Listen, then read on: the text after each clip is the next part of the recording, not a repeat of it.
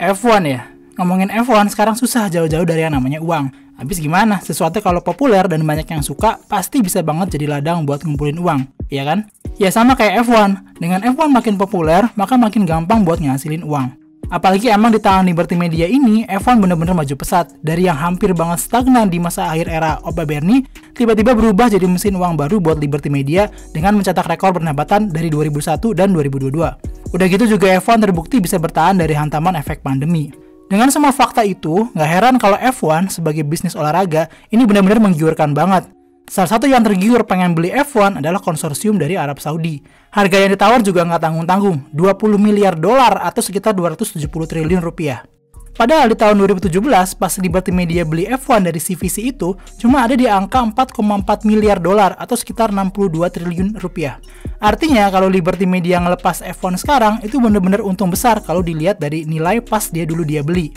Tapi dari kabar yang beredar sih, Liberty Media sejauh ini masih menolak dengan tawaran itu. Ya, karena kan bisnis nggak sesepele langsung dijual ketika harganya mahal. Bisa jadi Liberty Media pengen supaya harganya lebih naik nih kalau sekarang ditahan-tahan harganya. Atau bisa juga Liberty Media percaya F1 bisa menghasilkan lebih dari nilai segitu di masa depan. Dan ya masih banyaklah alasan kenapa Liberty Media nggak langsung terima tawaran itu, meskipun bener-bener gede nilainya. Tapi di luar itu semua, yang paling gila tentu, ada apaan sih tiba-tiba Arab Saudi pengen beli F1? Nah, yuk kita coba bahas ada apaan sih di balik ini semua. F1 kan akarnya dari Eropa, dan ketika F1 mulai dikomersialisasi besar-besaran, F1 pun mulai berusaha ekspansi ke kutub-kutub ekonomi dunia lainnya, kayak misalnya Amerika Serikat dan Timur Tengah. Usaha ini udah jalan dari pas F1 masih di bawah kekuasaannya Opa Bernie. Untuk kutub yang pertama, ada Amerika. Tapi kalau Amerika secara historis emang udah jauh lebih dulu involved di F1. Udah dari era 50-an bahkan. Tapi ya wajar lah ya, kan orang Amerikanya juga kebanyakan semua pendatang dari Eropa. Ya, ekspansi F1 ke Amerika pas masa Opa Bernie boleh dibilang nggak berhasil. Tapi setelah F1 dipegang sama Liberty Media yang dari Amerika, udah mulai kelihatan sih hasilnya, ya kan? Nah, yang menarik adalah upaya F1 untuk ngedeketin ke kutub ekonomi satu laginya, yaitu Timur Tengah, lebih khususnya lagi Arab Saudi. F1 balapan pertama kali di Timur Tengah emang baru kejadian di tahun 2004, ketika F1 balapan di Bahrain. Bahrain emang jadi negara Jazirah Arab pertama yang ngegelar F1, tapi sebenarnya justru Arab Saudi lah negara Timur Tengah pertama yang punya hubungan dan terjun langsung ke F1 bahkan. Kapan itu? Udah lama, udah dari 4 dekade yang lalu bahkan. Ini kejadian di tahun 70-an akhir pas Om Frank Williams dan Patrick Head masih nyari dana buat cikal bakal tim F1-nya mereka yang masih pakai nama Frank Williams Racing Car. Mereka berdua jauh-jauh terbang ke Arab Saudi buat nyari sponsor. Usahanya mereka ke Arab Saudi waktu itu berbuah sih, dengan bekal koneksi dari temannya Om Williams, Charlie Crichton Stewart, pembalap F3 yang punya kawan pangeran dari Arab Saudi, namanya Pangeran Muhammad Fahad Al-Atel. Dengan bekal koneksi itu, Om Williams jadi bisa ngajuin proposal langsung ke Pangeran Fahad, dan dia ini yang punya Al Bilad, perusahaan investasi di Riyadh. Awalnya sih si Pangeran Fahad ini nggak langsung mau buat jadi sponsornya Williams. Tapi begitu sang pangeran diajak ke London, di sana Om Williams ngasih lihat mobil FW6-nya yang ikonik itu. Dari situ sang pangeran langsung jatuh cinta sama F1 dan langsung deal sama Williams. Nggak tanggung-tanggung malah, langsung jadi sponsor title buat tim Williams di musim 79. Dan begitu kebuka satu keran, langsung branding beberapa perusahaan Arab Saudi lainnya yang ikut jadi sponsor di Williams. Kayak misalnya maskapai dari Arab Saudi, Saudia Airlines, dan Dallah Avco. Dengan banyaknya sponsor dari Arab Saudi ini, gak heran kan kalau akhirnya livery mobil Williams di era 80-an awal itu nuansanya hijau putih, warna khasnya Arab Saudi. Oh ya, dan gak cuma itu aja malah perusahaan Arabnya. Ada satu lagi, TAG. Ini perusahaan dari Luxembourg tapi yang punya orang Arab Saudi, namanya Akram Ojeh. Ayahnya Mansur Ojeh. Om Mansur ini sama juga kayak si Pangeran Fahad tadi, sama-sama jatuh cinta sama F1 di akhir 70-an itu. Dan beruntung Om Williams dapat koneksi kedua nama ini. Dan emang orang Arab itu kalau udah suka sama sesuatu, emang moralnya suka keterlaluan sih. Om Mansur ini begitu jadi sponsor langsung kasih uang banyak buat Williams dan hasilnya emang gak main-main. Dengan modal uang dari Arab Saudi itu, Williams bisa dapat 2 kali juara dunia di tahun 80 dan 81. Padahal itu adalah musim ketiganya tim Williams di F1. Salah satu faktornya adalah Williams dapat banyak uang buat ngembangin mobil juaranya mereka, mobil Williams VW7. Kebayang kan pasti gede banget ini supportnya Om Mansur. Puas dengan hasil di Williams, Om Mansur jadi mau lebih dong. Dia mau juga jadi pemilik tim Williams, nggak cuma sekedar jadi sponsor aja. Tapi pas Om Mansur ini pengen beli sebagian sahamnya tim Williams, Om Williams nggak mau. Ya emang tipikalnya Om Williams sih. Dia nggak mau timnya ada yang beli. Dia taunya pemilik Williams F1 tim ya cuma 2, dia sama Om Patrick Head. Nah inilah yang nantinya ngebuat Om Mansur ditarik sama Om Ron Dennis dengan iming-iming kalau di tim saya, di McLaren, lu bisa jadi pemiliknya juga. Jelas Om Mansur yang pengen jadi pemilik tim tertarik dengan tawarannya Om Dennis itu. Dan akhirnya memang Om Dennis dan McLaren menikmati betul pendanaan dari Om Mansur dan tagnya itu. Om Mansur sendiri masih jadi salah satu pemegang saham utama di McLaren sampai beliau meninggal dunia di tahun 2021 kemarin. Nah, dari sini kelihatan kan kalau uang Arab Saudi itu udah beredar di F1 dari kapan tahu dan jadi penentu kesuksesan dua tim asal Inggris, Williams F1 dan McLaren F1. Tapi itu kan dari sisi Arab Saudi sebagai sponsor dan figur perseorangan ya. Dan biarpun Om Mansur ini punya pengaruh besar di McLaren, tapi dia nggak pernah mencoba membawa F1 buat balapan di tanah Jazirah Arab. Ya bisa dimengerti sih, walaupun Om Mansur ini orang Arab dan lahir di Arab Saudi, tapi dia besar dan tumbuh di Perancis. Jadi udah nggak terlalu deket juga sama Arab Saudinya. Pahamlah kenapa Om Mansur biasa aja dengan ide F1 balapan di Arab. Kesempatan F1 buat balapan di Arab justru datang di tangannya Opa Bernie yang menyasar Timur Tengah setelah berhasil dengan ekspansinya ke Asia Pasifik, kayak Australia, Jepang, dan Malaysia di era 90-an. Jadi di akhir 90-an dan awal 2000-an, ada banyak negara-negara Timur Tengah yang tertarik buat gelar F1 di negaranya. Beberapa di antaranya ada Mesir, Lebanon, Uni Emirat Arab, dan Bahrain. Mesir dan Lebanon pada waktu itu malah udah punya layout buat tracknya. Ya tapi kita akhirnya tahu kalau dua negara terakhir yang disebutlah yang nantinya beneran gelar F1, yaitu Bahrain dan Abu Dhabi di Uni Emirat Arab. Ngomongin soal Bahrain, kenapa akhirnya Bahrain yang jadi pelopor balapan F1 di Timur Tengah adalah karena Opa Bernie punya koneksi langsung ke Pangeran Salman bin Hamad Al Khalifa, Pangeran Bahrain. Opa Bernie berhasil meyakinkan Pangeran Salman ini buat menyulap gurun kosong di Bahrain jadi tempat F1 yang gegap gempita mulai tahun 2004. Balapan di Timur Tengah dianggap sukses dan pelan tapi pasti F1 makin terus berkembang di Jazirah Arab dengan menyusulnya negara Jazirah Arab lain yaitu Uni Emirat Arab dengan Abu Dhabi Grand Prix-nya di tahun 2009. Ketika F1 berganti kepemilikan dari Opa Bernie dan CVC ke Liberty Media di tahun 2016, nggak ngebuat F1 jadi berpaling dari Jazirah Arab. Justru malah makin lengket dan makin kuat presensinya di sana. Kayak misalnya dengan hadirnya Bahrain jadi tempat pre-season testing dan Arab Saudi Grand Prix mulai tahun 2021. Udah gitu tanpa disangka-sangka karena kondisi pandemi ngebuat tiba-tiba track Losail di Qatar jadi salah satu lokasi buat ngisi kalender 2021 yang waktu itu banyak ditinggalkan oleh negara yang masih berjuang lawan COVID. Jadilah ada 4 balapan Timur Tengah mulai musim 2021 di F1. Ada Bahrain, Abu Dhabi, Jeddah, dan Qatar. Qatar yang awalnya cuma ngegantiin GP Australia, malah ketagihan buat ngadain F1 di negaranya. Emang sih di tahun 2022 kemarin, Qatar nggak nyelenggarain F1 karena bentrok dengan Piala Dunia 2022. Tapi Qatar udah ngajuin proposal buat gelar balapan F1 di negaranya sampai 10 tahun ke depan. Dan F1 ternyata nggak nolak dan nyambut baik malah proposalnya itu. Dan soal ketagihan ngadain F1 ini juga dialami sama trek-trek Timur Tengah lainnya kayak Bahrain, Abu Dhabi, dan terakhir Arab Saudi. Semuanya udah tekan kontrak jangka panjang buat nyelenggarain F1, dan semuanya itu nggak ada yang ditolak sama F1. Ya habis gimana? Trek-trek Jazirah Arab ini berani bayar nilai kontrak dengan nilai lebih dari 40 juta dolar per tahun. Bahkan Qatar dan Arab berani bayar 55 juta dolar per tahun. Atau yang paling mahal kalau dibandingkan trek-trek lainnya. Dengan nilai yang super wow itu, jelas susah kan buat F1 untuk bilang enggak. Apalagi demi mengingat trek-trek Eropa yang katanya trek legendaris, rata-rata cuma berani bayar setengahnya aja.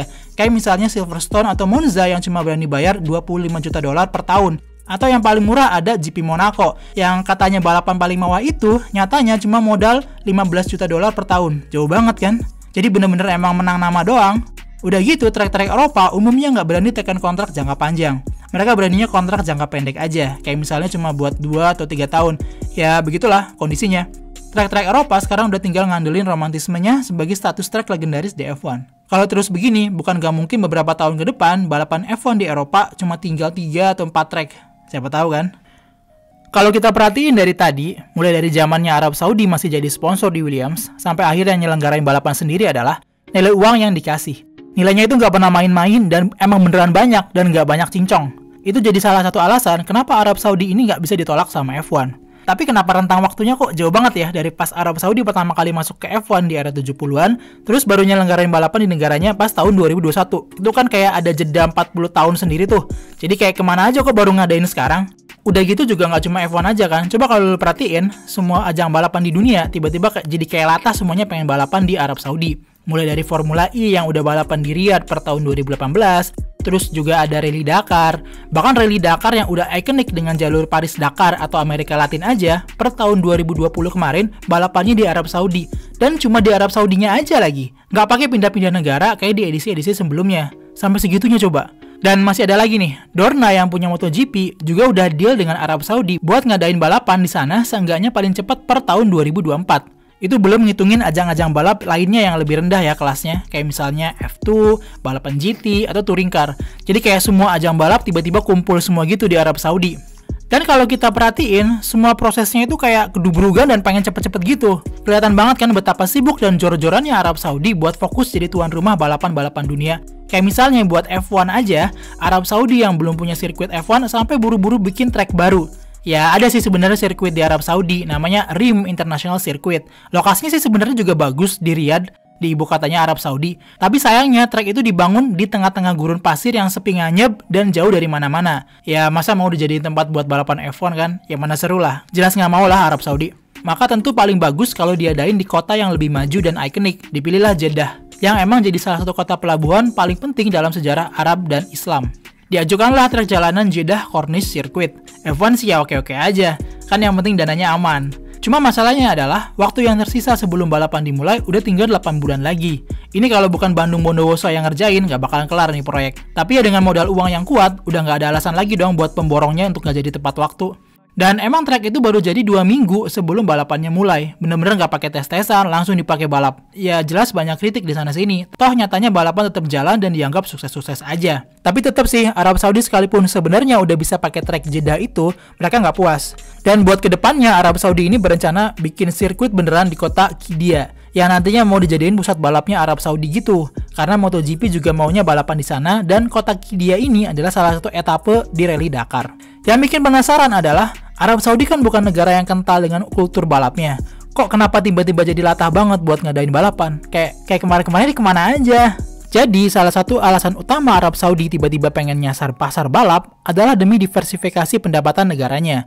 Uang Arab Saudi kan emang banyak banget tuh, dan faktanya Arab Saudi itu masuk ke dalam 20 negara terkaya di dunia kalau dari GDP atau pendapatan negaranya. Tapi ya selama ini kebanyakan bergantung sama hasil ekspor minyak bumi dan gas. Ya habis gimana, Arab Saudi kan emang banyak banget minyak buminya itu. Sehari bisa memproduksi 12 juta barel minyak bumi. Dengan kapasitas produksi sebanyak itu, Arab Saudi bisa menyuplai hampir 1/5 kebutuhan minyak bumi di seluruh dunia. Apa nggak namanya tumpah-tumpah tuh minyak? Dan di balik tanahnya, Arab Saudi diperkirakan masih menyimpan cadangan minyak sebanyak 266 miliar barel, yang kalau kata pengamat sih ya masih cukup lah buat 70 tahun ke depan. Cuma masalahnya adalah, komposisi ekspornya Arab Saudi sampai tahun 2015, 90% atau hampir semuanya itu dari ekspor minyak bumi. Angka ini jelas nggak bagus kan, karena ngebuat Arab Saudi walaupun jadi negara kaya, tapi jadi sangat bergantung sama kondisi kebutuhan minyak global. Kalau kebutuhan atau harga minyak lagi tinggi, ya ekonomi negaranya bagus. Tapi kalau sebaiknya, ya jadi lesu. Jelas nggak asik dong. Apalagi tren dunia ke depan, pelan-pelan pengennya mulai pakai energi terbarukan dan nggak lagi berbasis fosil kayak misalnya minyak bumi. Tentu nggak bagus dan sangat beresiko buat ekonominya Arab Saudi kalau terus-terusan ngandelin minyak bumi. Nah, buat antisipasinya, Kerajaan Arab Saudi meluncurkan program Saudi Arabian Vision 2013 di tahun 2016. Tujuannya adalah buat mendiversifikasi ekonominya supaya nggak melulu minyak lagi. Ya intinya sih berusaha melepaskan diri dari ketergantungan sama minyak buminya. Caranya gimana? Caranya ya dengan jalan membangun dan memodernisasi sektor-sektor lainnya, kayak misalnya kesehatan, teknologi, pendidikan, infrastruktur, rekreasi, dan pariwisata. Nah, balapan F1 ini adalah salah satu cara paling bagus buat ngemajuin Arab Saudi dari sektor pariwisatanya. Dengan ngadain F1, pasti kan orang jadi ngeh dan makin banyak orang mau datang ke Arab Saudi. Dan ngejadiin Arab Saudi buat tujuan utama destinasi wisata. Dan juga supaya turisme Arab Saudi nggak hanya ngandelin wisata religi buat umat muslim, atau cuma ngandelin uang dari jemaah haji dan umroh untuk pendapatan dari sektor pariwisatanya. Dan emang jor-joran banget Arab Saudi ini buat ngewujudin visinya itu. Salah satunya adalah dengan Arab Saudi ngejar banget buat ngejadiin negaranya sebagai salah satu kiblat baru di dunia olahraga. Apalagi dengan target waktu 2030 yang emang mepet. Makanya harus sat-sat bergerak. Buat mempermudah pemerintahnya bergerak, pemerintah Arab Saudi punya yang namanya Public Investment Fund atau PIF. PIF ini adalah konsorsiumnya Kerajaan Arab Saudi yang udah ada dari tahun 70-an. Dan katanya sih uang modalnya PIF ini berkisar antara 500 sampai 600 miliar dolar atau sekitar 8.000 triliun rupiah uang yang bisa diputar. Itu uang semua buset. Dan buat gambaran supaya kebayang betapa banyaknya itu uang, APBN Indonesia per tahun biasanya sekitar 2.000-an triliun. Jadi kebayang lah ya itu modalnya bisa buat bayarin belanja negara untuk 4 tahunan. Uang yang super banyak itu jelas ngebuat PIF bisa leluasa ngakuisisi dan beli bisnis ini itu buat keperluan investasinya. Dan yang gue mau sorot adalah pergerakannya di dunia olahraga. PIF ini udah ngakuisisi bisnis atau tim di berbagai ajang, kayak misalnya di sepak bola. Klub Premier League Newcastle United udah dibeli sama PIF di tahun 2021 dengan harga 400 juta dolar. Yang ngebuat Newcastle otomatis langsung jadi tim terkaya di dunia kalau ngitung dengan cadangan uangnya PIF itu. Masih di sepak bola, Saudi juga posisinya sekarang mau ngebid buat nyelenggarain Piala Dunia 2030 dan udah ngejadiin ikon sepak bola Bang Messi sama Bang Dodo buat jadi duta pencalonannya itu. Itu baru sepak bola. Terus di ajang lain, PIF juga memprakarsai ajang golf tandingannya PGA Tour yang udah jauh lebih terkenal dengan nama LIV Golf. Cara supaya ajang golf tandingannya ini rame adalah PIF masang hadiah hampir 2 kali lipat lebih gede dari PGA Tour supaya nama-nama pegolf dunia tertarik buat main dan ngeramein LIV Golf ini. Terus ada lagi SmackDown atau WWE yang juga kabarnya lagi mau ditawar sama PIF buat diakuisisi. Dan memang di tahun-tahun belakangan WWE udah sering banget ngadain event di sana dengan nama Crown Jewel mulai tahun 2018 dan udah teken kontrak sampai 10 tahun ke depan. Terus nggak cuma SmackDown aja, gelaran big match tinju kelas berat juga belakangan sering banget diadain di Arab Saudi. Dan selain itu sebenarnya masih banyak banget olahraga yang diadain di Arab Saudi belakangan. Tapi gua rasa nggak usah lah ya dibahas satu-satu di sini. Balik lagi ke F1, maka dengan segala gegap gempitanya dan jaminan jangkauan global dari F1, udah pasti ngebuat Arab Saudi nggak bakalan nggak tertarik sama F1. Dan tentu kalau sekedar cuma buat nyelenggarain F1 di Arab Saudi, ya jelas enteng lah buat dibayar sama PIF. Sosok penting di balik adanya balapan F1 di Arab Saudi adalah MBS. MBS siapa? Muhammad bin Sulayem, presidennya FIA yang sekarang? Oh bukan MBS yang itu, tapi MBS yang jadi pangeran. Pangeran Muhammad bin Salman. Beliau ini adalah anak dari Raja Salman. Beliau adalah putra mahkota kerajaan Arab. Walaupun pangeran MBS ini belum jadi raja di kerajaan Arab Saudi, tapi sebenarnya pada prakteknya, secara de facto, dia adalah penguasa di Arab Saudi. Karena dialah Perdana Menteri di Arab Saudi. Beliau ini adalah sosok utama di balik program visi 2030-nya Arab Saudi. Dengan kekuasaan sebesar itu, jelas leluasa banget pangeran ini buat ngejalanin ide-idenya buat ngewujudin visi 2030-nya Arab Saudi. Dan ide soal F1 di Arab Saudi juga ya salah satu ide dari dia. Dialah yang ngotot mau F1 harus ada di Arab Saudi. Dan emang pengaruhnya kerasa banget sih ketika pangeran MBS ini udah mulai berkuasa. Semuanya jadi satset dan beres hanya dalam waktu sebentar. Dan karena emang pangeran MBS ini beneran suka sama F1, dia emang datang ke grid pas balapan pertama F1 di Jeddah tahun 2021 kemarin. Dan di sana dia kelihatan kumpul bareng sama orang-orang topnya F1, kayak CEO-nya F1 Om Stefano, terus Presiden FIA Om Jean Todt, dan bos-bos tim F1 kayak Mbah Helmut. Tapi keterlibatan pangeran MBS nggak berhenti di soal ngadain F1 di Arab Saudi aja. Enggak. Sebelumnya Aramco, perusahaan minyak terbesar di dunia yang dimiliki oleh kerajaan Arab, di awal tahun 2020 kemarin udah deal dengan F1 buat jadi sponsor utamanya. Nilainya juga nggak main-main, 450 juta dolar buat jangka waktu 10 tahun, atau sekitar 45 juta dolar per musim. Angka ini otomatis ngebuat Aramco jadi sponsor tier 1 di F1. Makanya jadi banyak banget kan banner Aramco di track kalau kita nonton F1 sekarang. Dan gak cuma kerjasama barang F1-nya aja, Aramco juga ngebeli 17% sahamnya Aston Martin di tahun 2022. Dengan nilai segitu, otomatis ngebuat Aramco jadi pemilik saham terbanyak kedua di bawahnya Papa Stroll yang pegang 18, sekian persen sahamnya Aston Martin. Jadi wajar banget kan kalau Aramco jadi sponsor title-nya Aston Martin. Udah gitu, Aramco juga punya kesempatan buat jadi pemilik tim Aston Martin kalau andai aja Aramco bisa dapat bagian saham lebih banyak dari persentasenya Papa Stroll. Jadi kasar kata mah udah tinggal dikit lagi kerajaan Arab Saudi ini punya tim F1-nya sendiri. Dan kerennya Aramco ini gak cuma ngegelontorin uang aja buat jadi sponsor, tapi mereka juga posisinya jadi technical partnership-nya tim Aston Martin. Jadi tetap pakai otak juga, gak hanya ngandelin uang aja. Lagian juga ingat, F1 buat mengembangkan bahan bakar sintetisnya buat regulasi mesin 2026, kerjasamanya sama Aramco. Jadi emang strategis banget posisinya Aramco di F1 sekarang ini. Kemajuan teknologi memang jadi salah satu aspek yang juga digeber sama kerajaan Arab Saudi demi ngejar visi 2030-nya itu. Dan F1 tentu bisa banget jadi tempat yang pas buat ngembangin teknologi dan belajar dari sana kan. Kayak misalnya Aramco yang bakal banyak dapat benefit karena kerjasama bareng F1 buat ngembangin bahan bakar jenis baru. Atau ada juga contoh lain, yaitu pergerakannya King Abdullah University of Science and Technology atau disingkat KAUS di F1. KAUS ini bahkan udah lebih dulu masuk ke F1 ketimbang Aramco. KAUS udah kerjasama bareng McLaren F1 dari tahun 2018. KAUS adalah universitas baru di Arab Saudi, baru berdiri tahun 2009 kemarin. Tapi dalam waktu sekitar 10 tahun, mereka udah bisa lompat jauh ranking kampusnya ke 30 besar dunia di subjek teknik perminyakannya. karena emang didukung sama sarana yang canggih, kayak misalnya punya lab komputer yang ngedukung buat AI processing dan machine learning yang kompleks.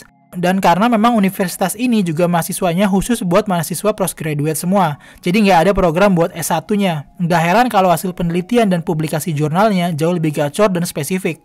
Dan inilah yang ditawarin KAUS buat McLaren. Di McLaren, mereka belajar dan bagi pengetahuan soal aerodinamika. Sedangkan McLaren bisa pakai sarana kampusnya KAUS yang canggih. Jadi intinya sih sama-sama saling nguntungin di bidang research and development-nya. Dan posisinya KAUS di McLaren ini nggak cuma sekedar sponsor biasa, tapi lebih dari itu.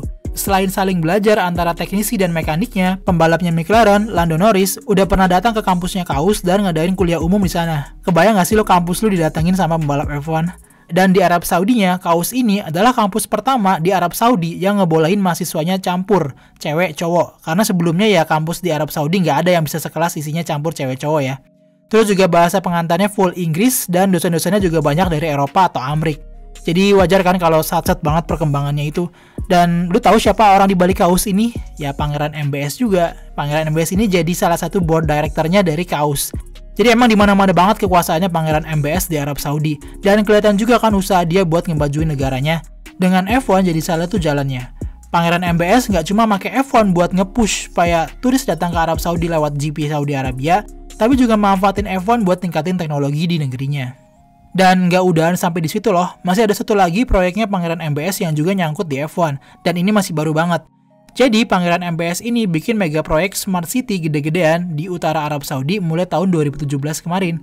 Dan rencananya mau jadi mega city dengan segala fasilitas modern dan kemajuan teknologi di sana-sini. Ya intinya sih super mewah dan super megah lah ya. Nama kotanya adalah Neom. Neom ini di pertengahan tahun 2022 kemarin kerjasama bareng McLaren. Lagi.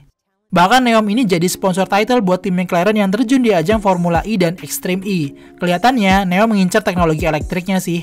Jadi wajar kalau fokus kerjasamanya ke yang McLaren divisi geledek. Kan yang F1 udah sama KAUS kan? Ya secara historis McLaren emang lekat sih sama uang Arab. Ingat, DNA Fulus Arab udah ada sejak Om Mansur jadi pemilik saham di McLaren. Dengan semua langkah Pangeran MBS di F1 yang udah sejauh itu, wajar dong kalau akhirnya ada ide, kenapa gua nggak beli F1 F1-nya aja ya sekalian? Iya kan? Lagian juga uangnya ada, banyak lagi. Ya intinya sih kalau buat Pangeran MBS, kalau F1 ente jual, Anas ya beli.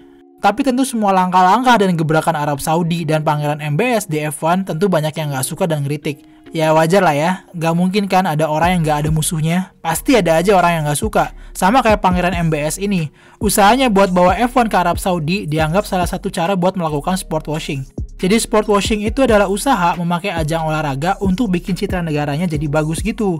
Biasanya sih buat nutupin isu-isu jelek yang ada di baliknya. Nah, Arab Saudi kan memang menganut pemerintah otoriter yang nggak kenal yang namanya demokrasi ala barat. Terus, untuk urusan hukumnya, Arab Saudi kan menganut hukum syariah Islam secara penuh, yang pada praktiknya misal, menjalankan hukuman mati untuk beberapa kasus tertentu, dan pada banyak hal, posisi perempuan dianggap nggak setara dengan laki-laki. Nah, pandangan-pandangan kayak gitu kan nggak semuanya orang bisa terima, dan dianggap nggak sesuai sama hak asasi manusia dan norma yang berlaku. Terutama buat orang-orang barat yang notabene lebih liberal. Terus juga pemerintahannya Pangeran MBS juga sering dianggap nggak transparan, otoriter, bermasalah soal penegakan HAM, dan anti kritik. Ditambah lagi nama Pangeran MBS sering dikaitin sama pembunuhan Jamal Khashoggi, jurnalis Arab Saudi yang nggak pro kekerajaan. Dengan catatan-catatan kayak gitu, jadilah banyak nada-nada nggak suka pas F1 dibawa ke Arab Saudi. Dan lu mungkin ingat betapa banyaknya konten F1 dengan narasi-narasi sentimen atau bahkan konten creator F1 ngeboikot balapan F1 di Arab, terutama dari para fans dan konten creator F1 di dunia barat. Ya begitulah, namanya juga orang nggak suka kan? Padahal kalau dari segi kebijakan, Arab Saudi ini justru paling membuka diri dari budaya barat ya pas masa pemerintahan Pangeran MBS ini. Kayak misalnya ngebolehin konser musik yang semua penyanyinya cewek. Terus ngebolehin cewek di Arab Saudi untuk kali pertamanya bawa mobil sendiri dan datang nonton ke konser musik. Dan masih banyak beberapa kebijakan dari Pangeran MBS yang ngebuat Arab Saudi condong ke arah liberal. Yang bahkan ngebuat banyak kalangan muslim konservatif di Arab Saudi jadi khawatir nantinya Arab Saudi makin moderat dan luntur nilai-nilai Islamnya. Tapi ya walaupun Arab Saudi udah segitunya membuka diri juga, ya pasti tetap aja nggak akan pernah bikin puas buat mereka yang berseberangan kan. Mereka yang berseberangan baru akan puas kalau Arab Saudi udah bener-bener sampai sama mereka gitu kan. Terus kalau orang-orang di F1 gimana nanggepin isu balapan F1 di Arab Saudi ini? Ya kalau dari sisi driver sih tentu aktivis merangkap pembalap kayak Lewis Hamilton atau Sebastian Vettel udah pasti akan terus vokal soal kampanyenya mereka di Jazirah Arab. Kayak misalnya Lewis yang sempat bilang enggan balapan di Jeddah, walaupun ya akhirnya tentu datang ke balapan dan juara pula. Tapi dari gestur-gesturnya, dua nama ini memang selalu menyuarakan pandangannya kalau balapan di Jazirah Arab. Misalnya Lewis yang sempat buka overall-nya dan nunjukin tato salib gede di punggungnya pas menang di Abu Dhabi. Terus juga hampir selalu pakai helm dengan tema pelangi kalau pas lagi balapan di Jazirah Arab. Yang langkah kedua ini sering juga dipakai sama Vettel. Vettel beberapa kali bawa pesan di helmnya pas dia balapan di Jazirah Arab. Tapi kalau dari sisi F1 dan FIA ya beda lah. Orang-orang top F1 mah udah jelas kasih karpet merah buat Arab Saudi dan Pangeran MBS. Di balapan pertama Arab Saudi aja, Pangeran MBS disambut oleh petinggi-petinggi F1 dan FIA, kayak Om Stefano dan Om Gentot. Pokoknya tangan terbuka banget lah. Terus gimana F1 menanggapi suara-suara dari pembalap aktivis kayak Lewis Hamilton? Ya itu sih gampang lah ya buat di stop. Cukup bikin aja regulasi kalau pembalap nggak boleh lagi kampanye apapun di luar olahraga pas lagi balapan.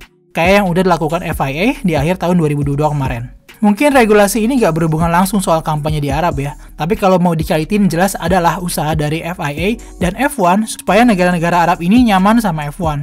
Bahkan sekalipun ada insiden serangan rudal dari milisi Yaman pas sesi latihan Jumat di balapan 2022 kemarin di Arab Saudi, itu aja nggak ngebuat F1 dan FIA menarik mundur balapannya. Padahal itu kejadiannya cuma beda 20 kilo dari trek Jeddah Corniche.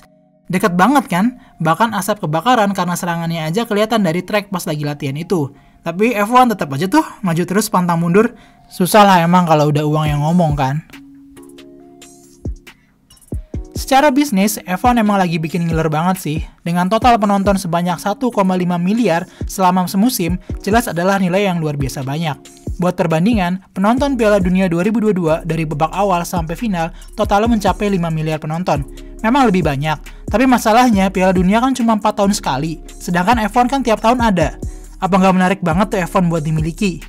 Udah gitu dengan jangkauan F1 yang makin global, tentu bisa ngebuat Arab Saudi makin dikenal kalau emang beneran bisa dapat F1. Jadi nggak salah dong kalau Pangeran MBS pengen beli F1 secara utuh buat bantu ngegolin visi 2030-nya itu. Cuma memang implikasinya akan sangat banyak sih kalau andai aja F1 beneran dibeli sama Arab Saudi. Pertama, F1 jelas beda sama olahraga lain dari segi teknologi. Di F1, inovasi teknologi adalah intinya, dan ini jelas bukan hal yang gampang buat dicapai. Kalau di olahraga lain, kan ya lebih banyak faktor manusianya yang bermain ketimbang teknologinya. Jadi patut dipertanyakan juga, sejauh mana F1 di bawah Arab Saudi ini bisa terus mendorong proses inovasi balapnya itu, demi mengingat secara kultural, Arab bukan di F1 awalnya. Terus yang kedua, F1 sekarang kan bisa makin banyak penontonnya karena memang Liberty Media adalah jagoan broadcasting di Amerika. Jadi emang udah ahli di bidangnya. Dan mereka udah tahu banget gimana caranya ngemas suatu olahraga atau balapan jadi jauh lebih asik buat ditonton. Sekalipun balapannya sendiri bisa jadi ngebosenin. Iya kan? Balapan di F1 kan nggak bisa setiap race seru. Kadang ada juga masa-masa ngebosenin atau balapan yang nggak ada gregetnya sama sekali dan bikin ngantuk. Tapi toh Liberty Media tetap bisa ngemas dan bawa itu jadi seru. Kayak misalnya dengan bikin Drive to Survive atau paket-paket hiburan lainnya lah. Sedangkan, andai Arab Saudi ini beneran dapat F1, sejauh mana mereka bisa bawa dan ngemas F1 ini jadi jauh lebih menarik ke depannya. Tentu contoh-contoh yang tadi gue bilang itu cuma bayangan gue aja. Tentu masih banyak concern lain yang bisa banget muncul andai F1 beneran dibeli sama Arab Saudi. Dan bisa juga malah yang terjadi sebaliknya. Andai F1 beneran dibeli sama Arab Saudi, bisa jadi taunya F1 malah jadi lebih seru kan? Wallahu alam. Nah, kalau menurut lu sih gimana? Andai F1 beneran dibeli sama Arab Saudi, bakalan jadi kayak apa ya? Langsung aja komen di bawah. Nah, jadi sekarang lu udah dapet lah ya, kenapa sampai ada isu F1 mau dibeli sama Arab Saudi.